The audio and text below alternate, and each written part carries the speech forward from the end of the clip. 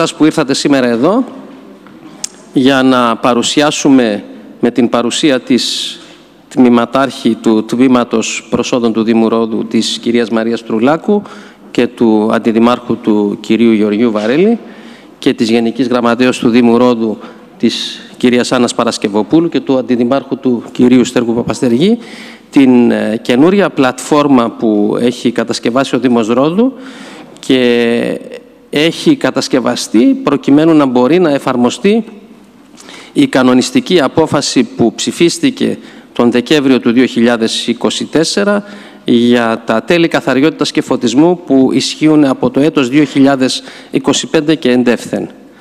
Όπως γνωρίζετε, το προηγούμενο έτος ο Δήμος Ρόδου, στην προσπάθεια που έκανε να ισοσκελίσει το έσοδο και το έξοδο από τα τέλη καθαριότητας και φωτισμού, προχώρησε σε μία αναπροσαρμογή των τελών, η οποία σε σχέση με όλες τις αναπροσαρμογές οι οποίες είχαν γίνει τα προηγούμενα έτη, δεν επελέγει να είναι μία αναπροσαρμογή ποσοστιαία, με την έννοια του αυξάνω ή μειώνω τα τέλη κατά ένα συγκεκριμένο ποσοστό συλλήβδην, αλλά επέλεξε να προχωρήσει αφενός μεν στην ενοποίηση των τελών σε όλες τις δημοτικές ενότητες του Δήμου Ρόδου για πρώτη φορά από τότε που ψηφίστηκε το πρόγραμμα Καλλικράτης και επιπροσθέτως θέσπισε όσον αφορά στο επαγγελματικό τιμολόγιο, το οποίο μας ενδιαφέρει ιδιαίτερα σήμερα στην παρούσα παρουσίαση,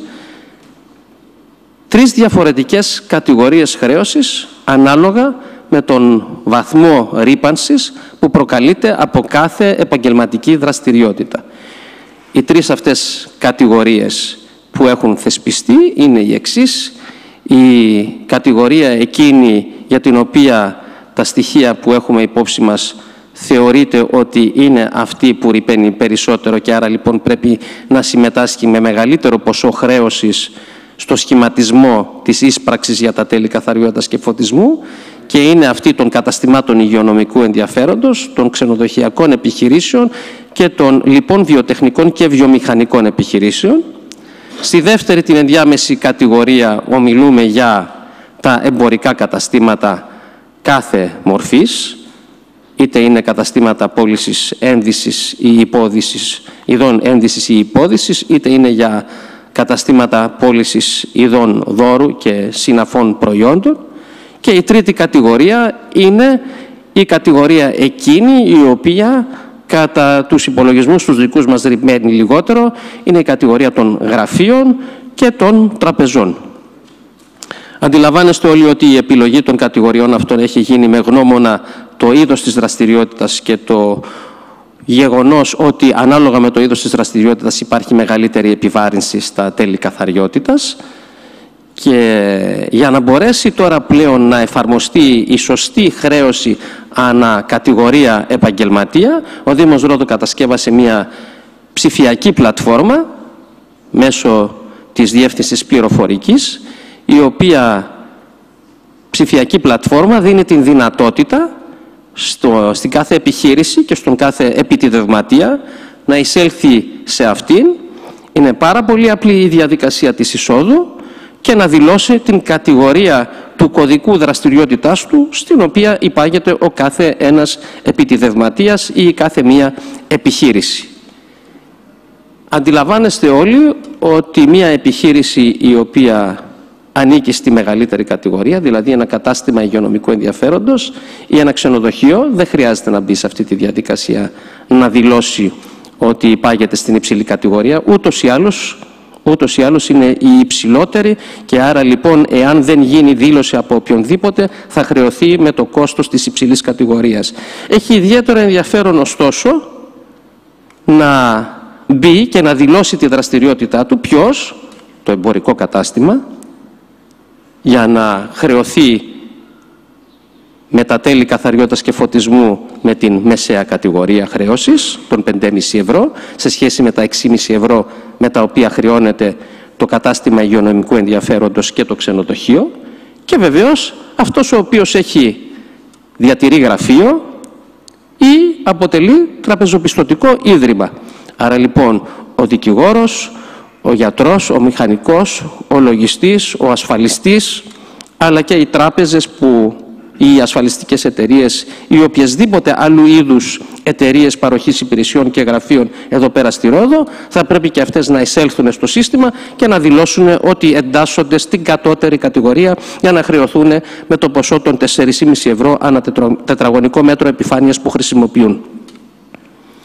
Η χρήση της πλατφόρμας, όπως θα σας παρουσιάσουμε εδώ πέρα, είναι εύκολη και την πρόσβαση σε αυτήν την αποκτάμε είτε μέσω της ιστοσελίδας του Δήμου Ρόδου, είτε μέσω του γνωστού πλέον τηλεδήμος.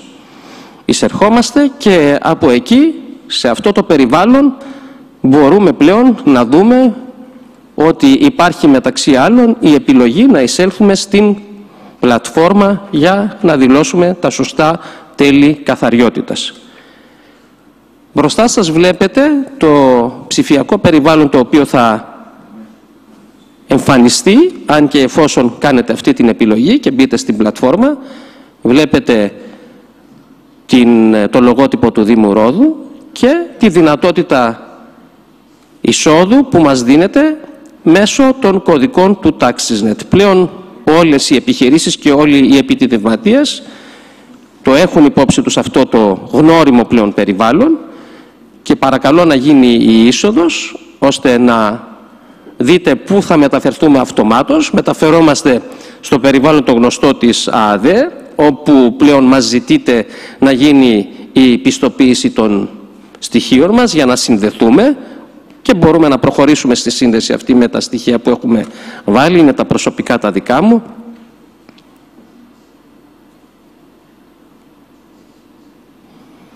Και μετά την ταυτοποίηση των στοιχείων αυτού ο οποίος μπαίνει μέσα να δηλώσει τα τέλη του, μεταφερόμαστε στο περιβάλλον εκείνο για το οποίο μας λέει να μπούμε στη διαδικασία της δήλωσης. Οπότε προχωράμε στη διαδικασία της δήλωσης.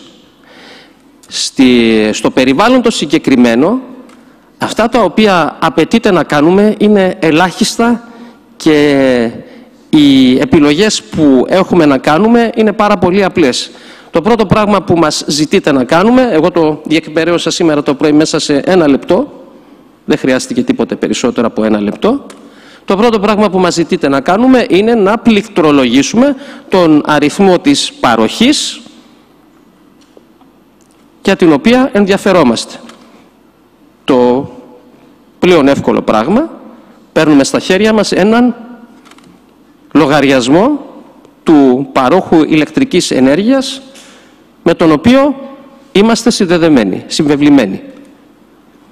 Αυτόματα πάνω στο λογαριασμό υπάρχουν τα στοιχεία της παροχής η οποία μας ενδιαφέρει και είναι προφανώς η παροχή είτε της επιχείρησης είτε του γραφείου μας.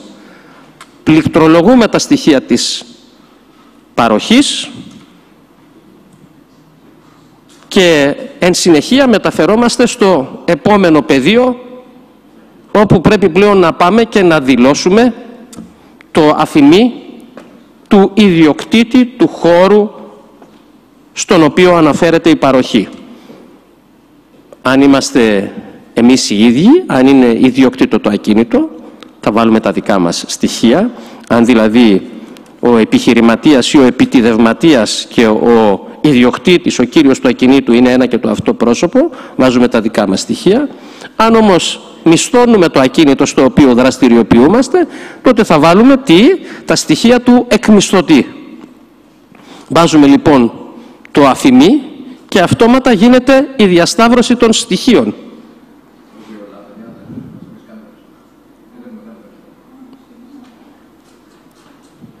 Γίνεται η διασταύρωση των στοιχείων. Με το που γίνεται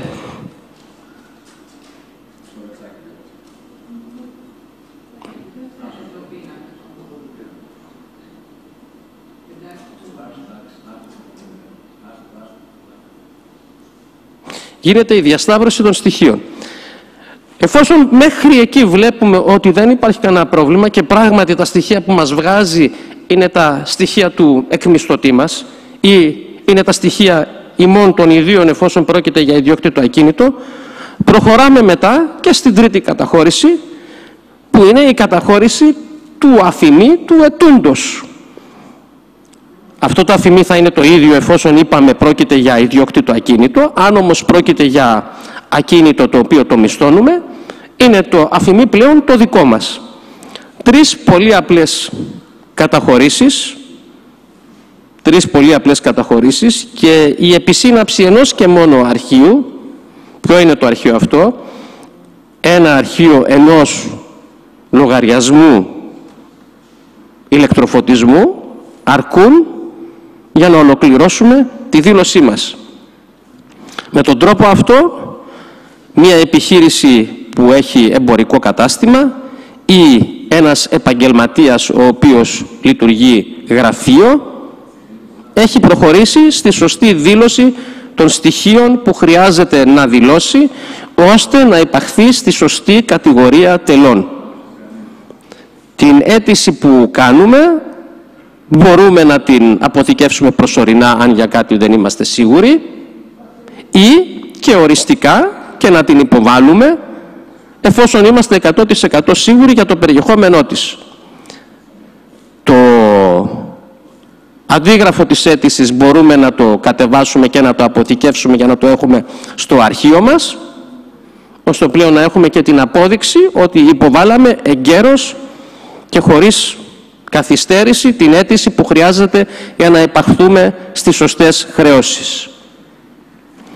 Η διεκπεραίωση της διαδικασίας αυτής είναι απλή, μπορεί να γίνει από εμάς τους ίδιους ή και από τους λογιστές μας και το μόνο πράγμα που χρειάζεται να γνωρίζουμε είναι πολύ λίγα στοιχεία. Τον αριθμό της παροχής μας, το αφημί μας, το αφημί του ιδιοκτήτη και να έχουμε έναν λογαριασμό ηλεκτροφωτισμού αποθηκευμένο σε μορφή PDF στον υπολογιστή μας. Με αυτά τα πολύ απλά μπορούμε πράγματι να προχωρήσουμε και να ολοκληρώσουμε τη διαδικασία δήλωσης των τελών. Αυτή είναι η στάνταρ διαδικασία.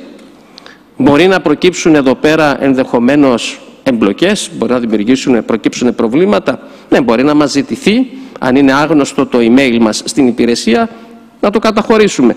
Δίδεται η δυνατότητα της καταχώρησης. Μπορεί να προκύψει οποιαδήποτε άλλη εμπλοκή. Ναι, μπορεί πράγματι κάποια στοιχεία τα οποία εμείς θεωρούμε ότι έχουν δηλωθεί μέχρι σήμερα σωστά, να μην είναι δηλωμένα σωστά. Θα μας βγάλει μήνυμα με το οποίο θα μας καλεί να επικοινωνήσουμε με την υπηρεσία, το τμήμα προσόδων του Δήμου Ρόδου. Όπου και όποτε βγει τέτοιο μήνυμα, καλείται αυτός ο οποίος έχει λάβει αυτό το μήνυμα να επικοινωνήσει με την υπηρεσία, η οποία αμέσως θα τον εξυπηρετήσει και θα τον βοηθήσει στη διεκπεραίωση της αίτησής του ή στη διόρθωση της παράληψης που ενδεχομένως υπάρχει. Δεν υπάρχει κάτι το δύσκολο σε αυτή τη διαδικασία.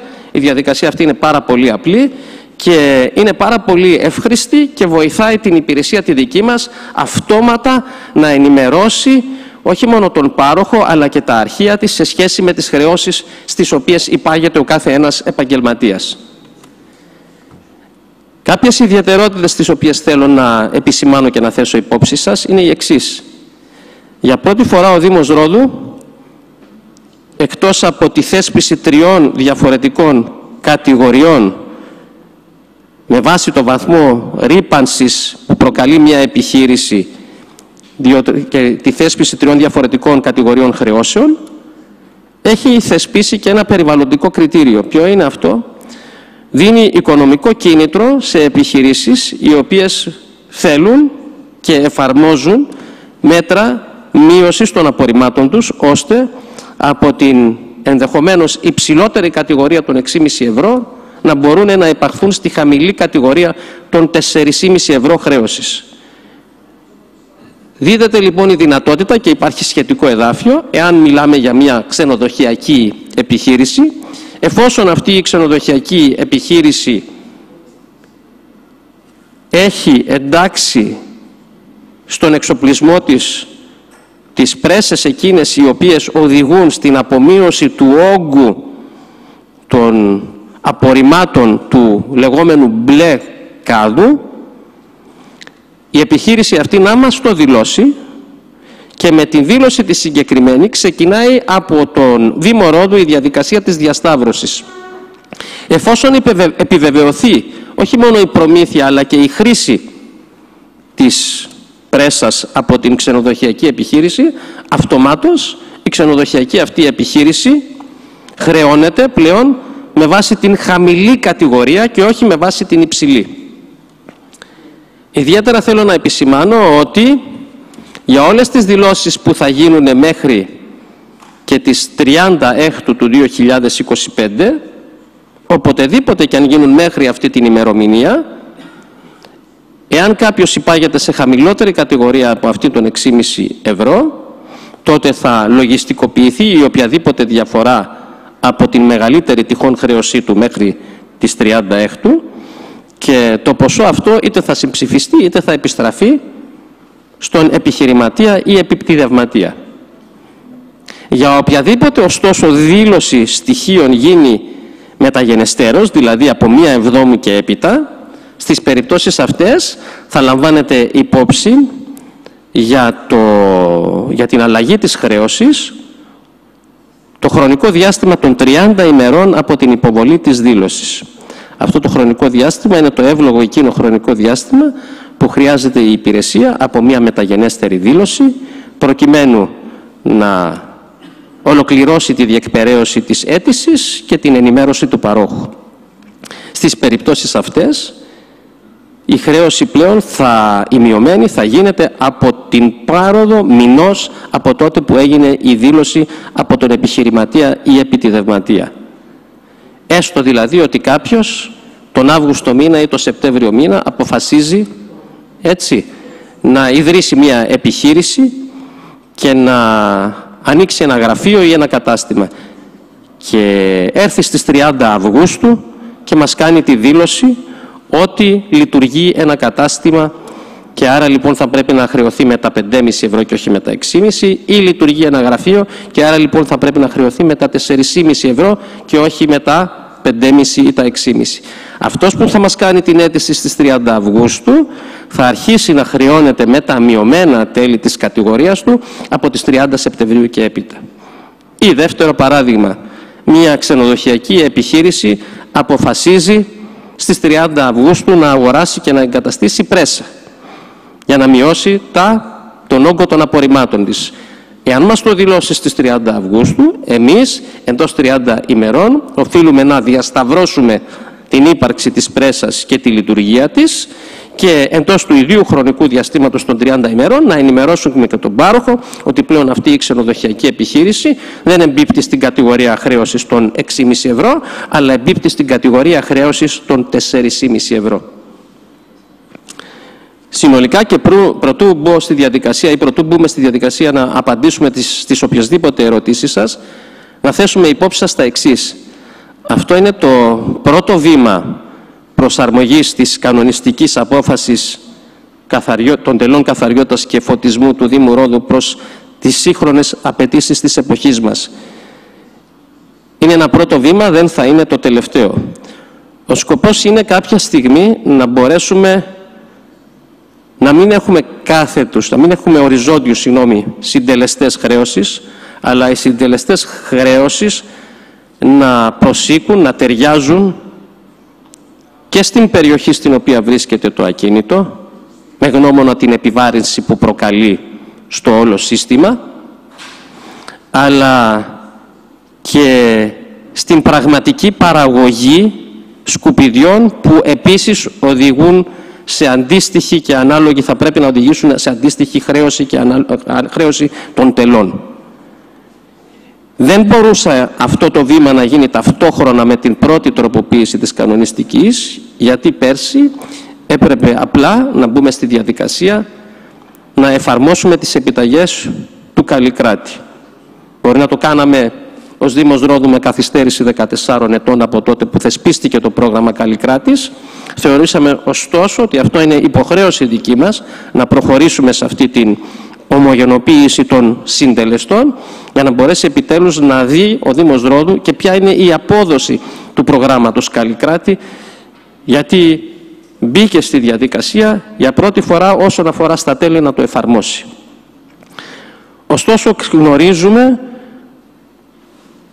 Και θέλουμε να το ξέρετε και εσείς ότι οι χρεώσεις αυτές θα πρέπει στο μέλλον να διαφοροποιηθούν με γνώμονα, όπως είπαμε, και την περιοχή στην οποία βρίσκεται μια επιχείρηση, αλλά όχι με γεωγραφικά κριτήρια, αλλά με βάση κριτήρια ουσίας σε σχέση με την επιβάρυνση που προκαλεί στο σύστημα, και το ίδιο να γίνει και σε σχέση με τον όγκο και την παραγωγή των σκουπιδιών που πραγματοποιεί μια επιχείρηση και αντιστοίχως την επιβάρυνση που προκαλεί στο σύστημα. Επίσης, σκοπεύουμε από την επόμενη φορά που θα θα επικαιροποιήσουμε την κανονιστική μας, να εισάγουμε επιπλέον μέτρα και κίνητρα για τη μείωση των απορριμμάτων από τους επιχειρηματίες. Θεωρούμε ότι αυτό το πολύ μικρό που κάναμε με την πρέσα φέτος είναι μια κίνηση η οποία είναι προς τη σωστή κατεύθυνση. Δεν υπάρχει αντίστοιχη περίπτωση σε όλη τη χώρα. Θεωρούμε ότι είναι ένα βήμα προόδου. Θεωρούμε ότι εάν σε βάθος χρόνου καταφέρουμε και πείσουμε το σύνολο των επιχειρήσεων να υιοθετήσουν 1 ή 2 ή και 3 μέτρα μείωσης και διαλογής των απορριμμάτων, επιβραβεύοντός τους με τα μειωμένα τέλη, θεωρούμε ότι στην περίπτωση τη συγκεκριμένη θα έχουμε γίνει όλοι μας καλύτεροι στο κομμάτι που έχει να κάνει με τη διαχείριση αυτού του τεράστιου προβλήματος που λέγεται η διαχείριση των απορριμμάτων του νησιού. Με αυτόν τον τρόπο θα καταφέρουμε να μειώσουμε τον όγκο των απορριμμάτων, να μειώσουμε τον όγκο των απαιτούμενων εγκαταστάσεων για την περισυλλογή τους και για την επεξεργασία τους, να μειώσουμε τα δρομολόγια των οχημάτων, των απορριμματοφόρων που κινούνται στις οδούς του νησιού μας και συνολικά να γίνουμε και εμείς οι ίδιοι περισσότερο ευαισθητοποιημένοι σε σχέση με τον όγκο των απορριμμάτων που παράγουμε. Αυτό αποτελεί επιταγή της Ευρωπαϊκής Ένωσης, αποτελεί επιταγή των καιρών και θεωρούμε ότι πρέπει να μπούμε στη διαδικασία αυτής της προσαρμογής. Και βεβαίως η παροχή οικονομικών κινήτρων για να το πετύχουμε αυτό θεωρούμε ότι είναι ένα μέσο θεμιτό και ένα μέσο προς τη σωστή κατεύθυνση. Ευχαριστώ πολύ για τον χρόνο σας και στη διάθεσή σας για οποιαδήποτε απορία.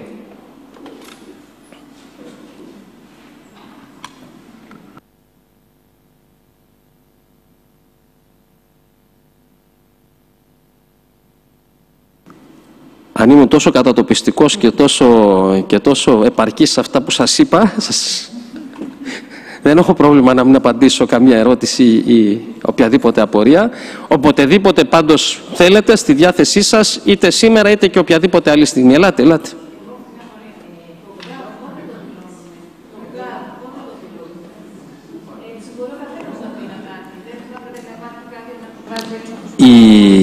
Ωραία.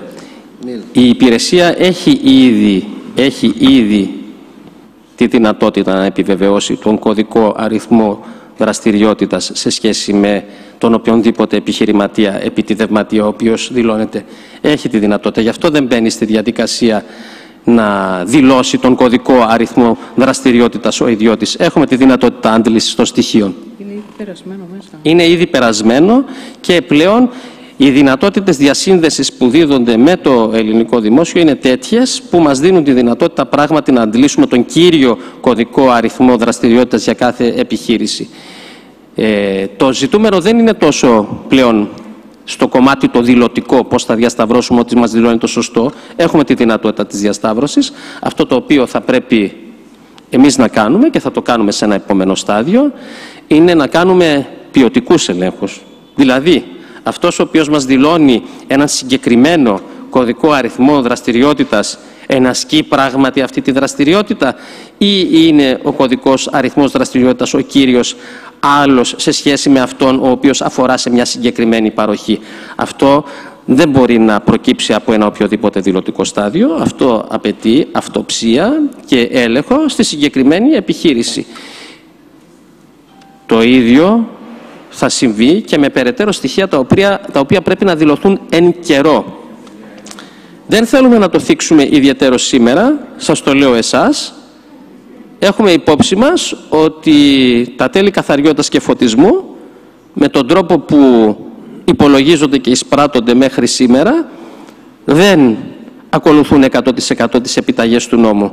Γνωρίζουμε ότι, παραδείγματος χάρη, οι επιχειρήσεις που βρίσκονται σε περιοχές εντός σχεδίου πόλεως ή εντός οικισμού, ενώ θα έπρεπε να δηλώνουν και τους μη εστεγασμένους χώρους, οι οποίοι χρησιμοποιούνται λειτουργικά για την εξυπηρέτηση μιας επιχείρησης και χρεώνονται με έναν χαμηλότερο συντελεστή σε σχέση με τα τέλη καθαριότητας και φωτισμού, ότι δεν μπαίνουν σε αυτή τη διαδικασία ή ότι δεν είχε μπει κανείς στη διαδικασία να ζητήσει από τις επιχειρήσεις να δηλώσουν αυτές τις επιφάνειες.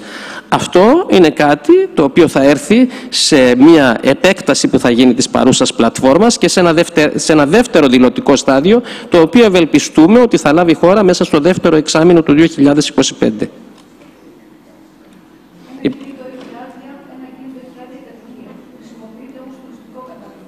Αντιλαμβάνεστε λοιπόν ότι στις περιπτώσεις αυτές ο ποιοτικός έλεγχος γίνεται μόνο με αυτοψία. Εάν κάποιος δεν δηλώνει, εμείς θα την κάνουμε την αυτοψία.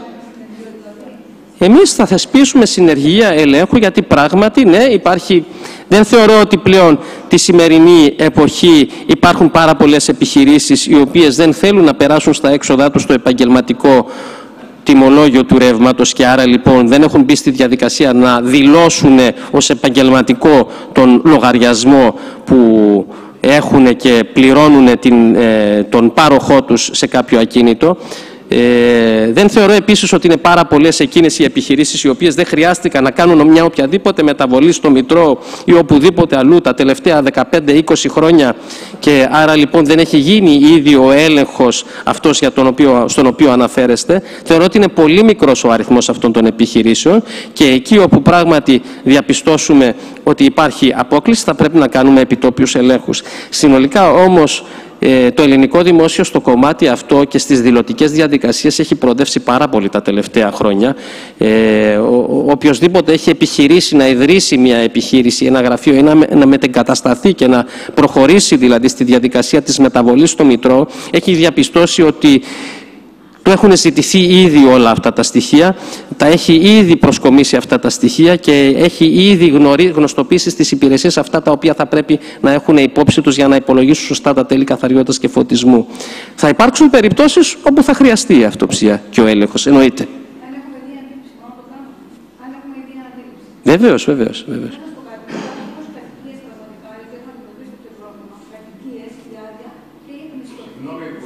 Μπορείτε να μιλάτε στο μικρόφωνο για να σας ακούνε.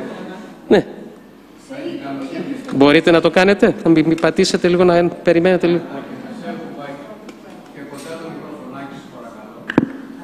Ελάτε, ελάτε. Έχει τύχει περίπτωση σε εμάς που είναι κατοικίες η άδεια, αλλά έχει εκμισθωθεί συγκεκριμένες κατοικίες 2-3 σε οίκε, για εκμετάλλευση από οίκε. Χρεώνονται κανονικά σε ξενοδοχειακές, σαν... Υπό φυσιολογικές συνθήκες, μια οίκη η οποία δηλώνει ως χώρο εγκατάστασης μια συγκεκριμένη κατοικία και την οποία χρησιμοποιεί προς εκμίσθωση, προς τρίτους, προς τρίτα πρόσωπα, αυτή η οίκη έχει μπει στη διαδικασία με εμάς στο μισθωτήριο συμβόλαιο που κατήρτισε να πάει και να δηλώσει την δραστηριότητα, την έδρα της συγκεκριμένη στο Μητρό της Εφορίας. Υπό φυσιολογικές συνθήκες λοιπόν γυρνάμε και λέμε ότι η συντριπτική πλειοψηφία, και το εννοώ αυτό, των επιχειρηματιών και επιτιδευματιών έχουν κάνει όλα όσα χρειάζεται για να δηλώσουν τα ορθά στοιχεία. Εξού και βλέπουμε ότι το κομμάτι της οργάνωσης, όπως είπαμε, στο τμήμα αυτό του ελληνικού δημοσίου έχει προοδεύσει ιδιαίτερα. Τουλάχιστον όσον αφορά στη φορολογική διοίκηση, έτσι. Από εκεί και έπειτα βεβαίως και θα προκύψουν περιπτώσεις από επιχειρηματίες ή επιτιδευματίες οι οποίοι για τους δικούς τους λόγους, είτε γιατί το έχουν αμελήσει, είτε και για οποιονδήποτε άλλο λόγο, δεν θα έχουν κάνει τη σωστή δήλωση. Εκεί οφείλει μεταξύ άλλων και ο Δήμος Ρόδου, ο οποίος έχει ιδιαίτερο ένομο συμφέρον να το κάνει αυτό, να ελέγξει και να δει αν πραγματικά κάποιος δηλώνει τα σωστά στοιχεία και επιβαρύνεται με τα σωστά τέλη καθαριότητας και φωτισμού. Δεν υπάρχει κάτι το άκοπο. Οι δηλωτικές διαδικασίες είναι διαδικασίες οι οποίες πλέον απαιτούνται και εφαρμόζεται αυτή η διαδικασία παντού, σε όλους σχεδόν τους τομείς του δημοσίου όπου δραστηριοποιείται ο οποιοσδήποτε, αλλά αυτό δεν μας απαλλάσσει από την υποχρέωση της διασταύρωσης στοιχείων και του επιτόπιου ελέγχου και της αυτοψίας. Αυτά είναι συνυφασμένα μεταξύ τους και πρέπει να γίνονται.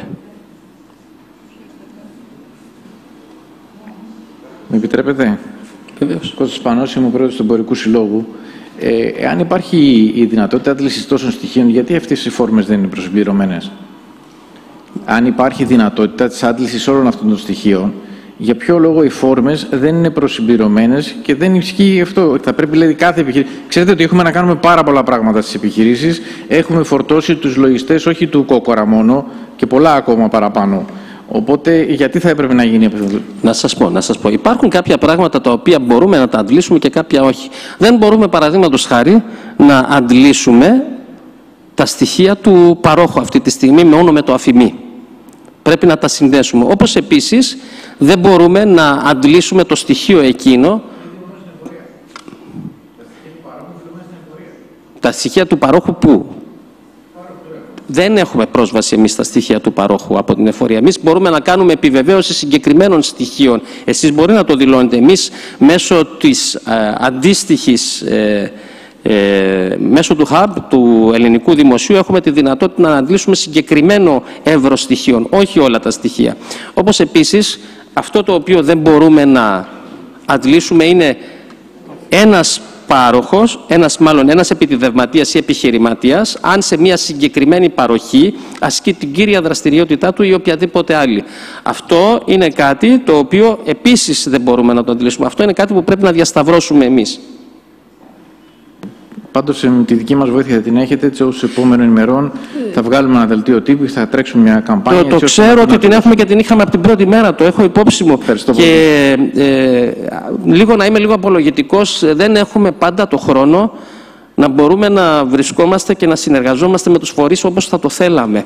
Ενώ υπάρχει η διάθεση και η βούληση, είναι τέτοιες οι ταχύτητες εδώ πέρα και οι ανάγκες που δυστυχώς, ενώ κάποια πράγματα θα έπρεπε να τα έχουμε προσυζητήσει, γιατί είμαστε βέβαιοι ότι μπορείτε να μας μεταγγίσετε με γνώση σε σχέση με αυτά τα ζητήματα, δυστυχώς δεν υπάρχει πολλές φορές για πρακτικούς λόγους η δυνατότητα.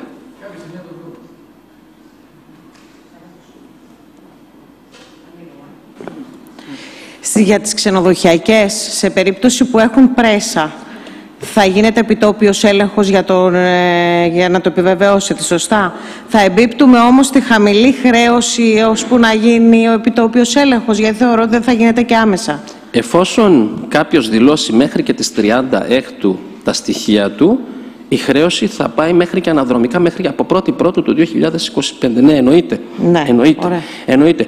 Εάν και εφόσον προσωρινά υποβληθείτε σε υψηλότερες χρεώσεις, θα γίνει αναλογισμός των χρεώσεων αυτών και συμψηφισμός ή επιστροφή. Ωραία. Ευχαριστώ.